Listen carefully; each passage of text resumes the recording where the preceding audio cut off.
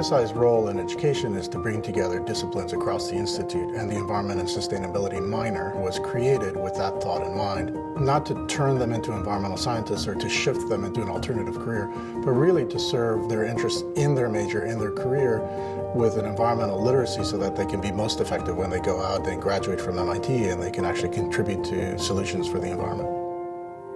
I really believe that the only way that we can solve environmental challenges is if every technician, every business person, every politician, every big decision maker has some understanding of the environment. And that's the really great thing about the ESI Environment and Sustainability minor, is it gives our students the training to go forward in their careers and be thinking about the impact of their decisions on the environmental system.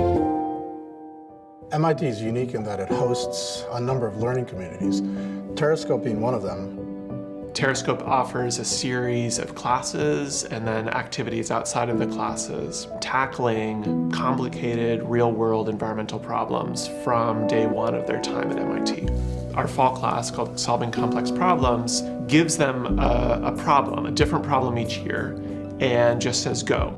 Last year's problem was about preparing for the impacts of climate change in Cambridge and then in southern Bangladesh. Students spent the term coming up with plans for both of these communities. These projects allowed students to look at the really locally specific solutions that would be needed.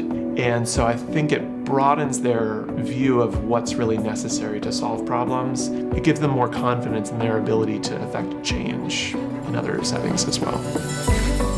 We've been working with the General Institute requirement professors, and these are the classes in the foundational learning in STEM, physics, chemistry, and biology. We offer the resources to develop problem sets and learning modules in a variety of environmental topics.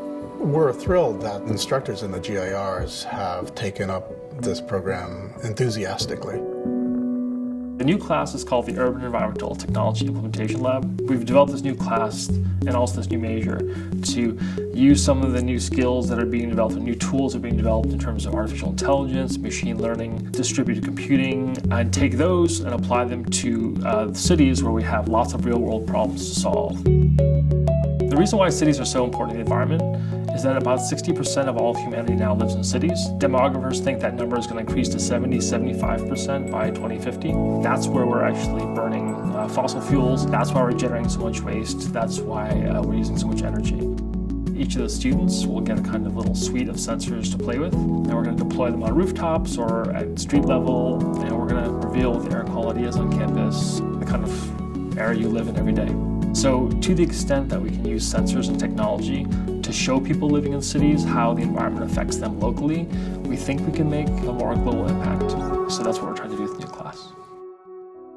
If you imagine a sustainable future where we don't have to keep reacting to environmental damages, you have to change the way that you educate engineers and scientists in terms of the way that they invent new processes and new practices and new materials. That's how we'll get to a position in the world where we no longer have to solve environmental problems because we'll be implicitly designing them out of our technologies from the start. And the only way that you can do that is with access to the world's best students.